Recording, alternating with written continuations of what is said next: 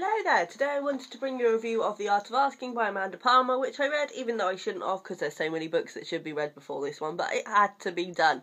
For those of you who don't know, Amanda Palmer was in a band called the Dresden Dolls. She's now a solo artist in America and she's also married to Neil Gaiman, and she's just a very unique and cool person really.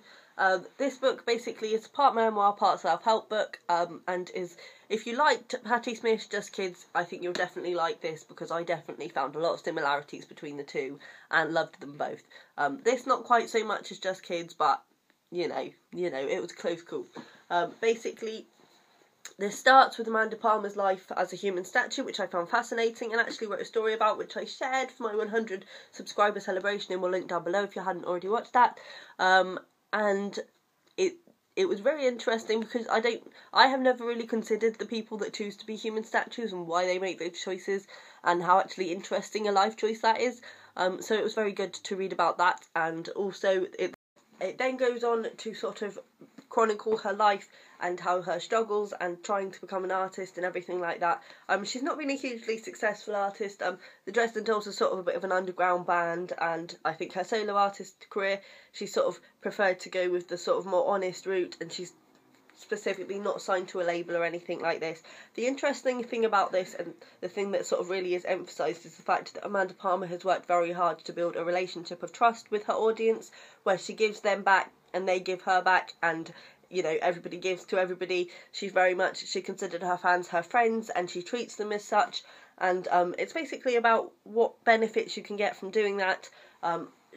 She's famously had the biggest ever crowdfunder. I can't remember how much it was, but it was in the millions. It was a lot of money, and obviously she got a lot of flack for that, saying that, you know, she was just begging off her fans and taking their money, etc, etc. In a way, I think this is kind of her kicking back at that and saying, well, look, I am doing work and I have built up that trust, and if my audience are willing to back me, I'm willing to prove that they are right to do so, etc, etc.